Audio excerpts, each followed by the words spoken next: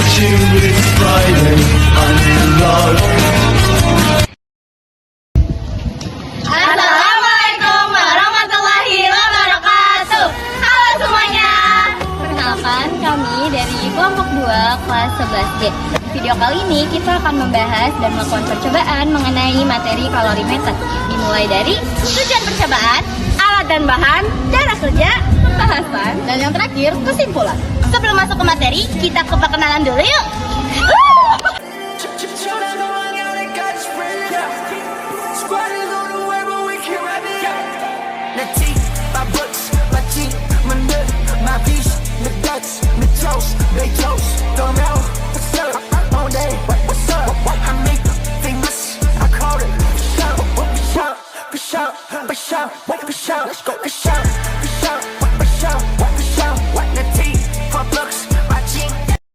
Udah belum sih, Nay? Udah, cepetan, udah mau hujan. Oke, tujuan dari percobaan kalorimeter adalah yang pertama, menentukan perpindahan kalor jenis suatu zat.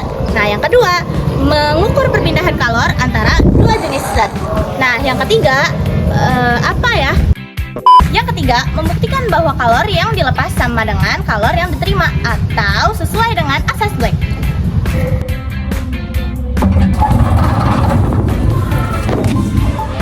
Nah, di sini ada cara kerja atau langkah-langkah percobaan. Yang pertama, siapkan kalorimeter dan isi dengan air dengan massa tertentu. Yang kedua, ukur suhu awan air menggunakan termometer. Yang ketiga, panaskan zat hingga suhu tertentu.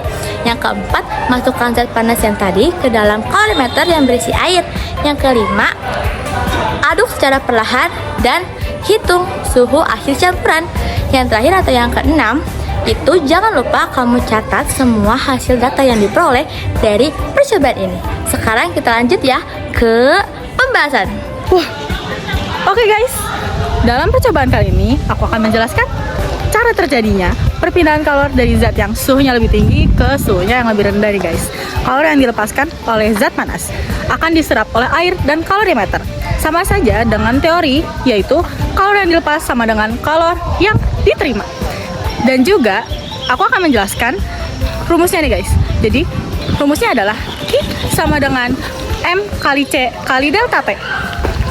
Q adalah kalor, M adalah massa, dan delta T perubahan suhu, C adalah kalor jenis. Nah, jadi melepas kalor yang menyebabkan kenaikan suhu dengan kalorimeter, kita dapat menghitung Q dan juga kita dapat menghitung delta H reaksi guys. Dan segitu aja sih dari aku. Bye bye guys. Selanjutnya sih akan dijelaskan sama teman aku. Bye bye.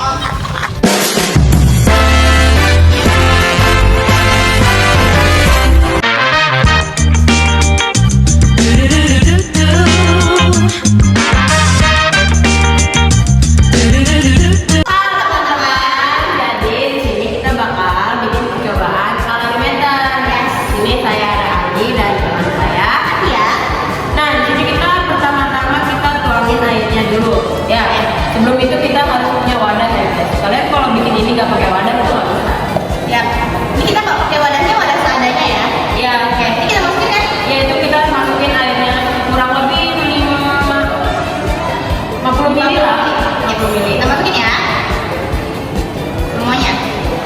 Oke. Terus di sini kita punya garam. Untuk percobaan pertama kita pakai garam. Jadi habis itu nanti kita bakal ukur suhu di air ini. Ini kita tuangin garamnya itu sekitar 5 ml. Oke.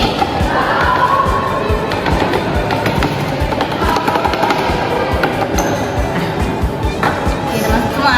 Jadi kita aduk dulu ya buat airnya. Biar tercampur rata. Habis itu kita tutup. Di sini tutupnya tuh harus rapat ya guys. Biar tutup semuanya nggak ada yang masuk gitu, Tidak udara ada masuk. udara yang masuk. Nah, Dan kita kita masukin termometer. Masukin. Kita tinggal tunggu aja kan? A few moments later. Nah, jadi after kita nunggu sekitar 15 menitan, di sini kita mengalami perubahan pada suhunya guys. Ini raksanya tuh jadi turun. Nah, itu karena air garam itu bisa membuat suhu menurun. Tadi awalnya itu kalau nggak salah suhunya sekitaran 30 sama 31-an gitu. Nah, Sekarang iya. jadi 28 29 lah ya.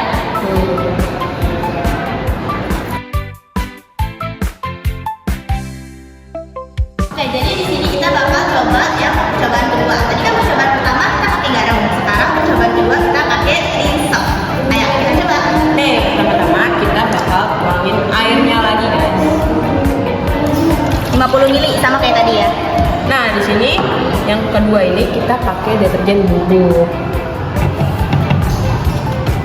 Nah setelah itu kita aduk dulu.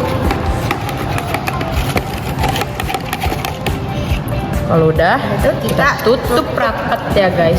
Yes. Setelah itu kita masukin ininya. Nah di sini ada Termometernya. sekitaran 28. Nah ini kita masukin, Kita masukin termometernya kita dan tunggu. kita tunggu. Much later. After kita tunggu, sebenarnya kita nggak butuh waktu lama ya guys buat deterjen bubuk ini, soalnya dia menghasilkan panas. Jadi naiknya cepat. Jadi kita cuma butuh waktu sekitar 1 sampai 5 menitan. Afternya kita dapat di suhu 32 guys.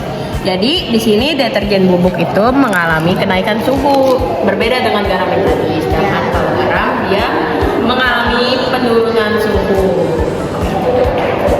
Sekian dari kita. Sekian percobaan kita ya. Terima kasih. Oke, jadi kesimpulan yang dapat diambil dari percobaan tersebut adalah yang pertama, kalor dapat berpindah dari benda yang bersuhu tinggi ke rendah.